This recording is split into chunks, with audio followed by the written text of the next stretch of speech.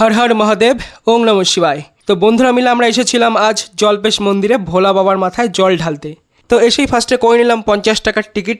অন্যান্য বছর দুটো লাইন দেখি, একটা 100 টাকার, একটা 20 টাকার। এবছর একটাই লাইন করে দিয়েছে, যেটা 50 টাকা মাত্র। আর বাঁশ দিয়ে খুব সুন্দর করে রাস্তাটা ব্যারিকেড করে দিয়েছে যাতে কারোর কোনো অসুবিধা না হয়। এর আগের বড় রাস্তায় খুব জ্যাম লেগেছিল, যার জন্য পুণ্যার্থীদের খুব অসুবিধা হয়েছিল। আর এবার খুব সুন্দর একটা সিস্টেম করেছে, দেখে খুব ভালো লাগলো। আমরা এসেছিলাম পিছনের গেট দিয়ে, সামনের গেটটা বন্ধ রেখেছিল। পিছনের গেটের নাম শিব চতুর্দশী, যেখানে গেটের ওপর মহাদেব সপরিবারে বসে আছেন।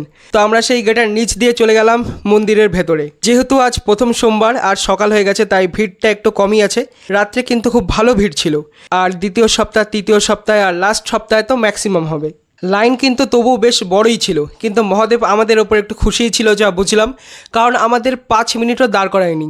মন্দির চত্বরে প্রবেশ করেই বাঁ পাশে যে গেটটা রয়েছে সেখানে একজন গার্ড দাঁড়িয়েছিল, তাকে বলতেই আমাদের একবারে ভিতরে ঢুকিয়ে দিল।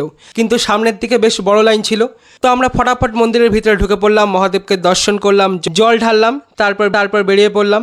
এবার একটু আশেপাশে ঘুরলাম, ছবি তুলে বেরিয়ে পড়েছি। আর বের হয়ে খেলাম আখের রস।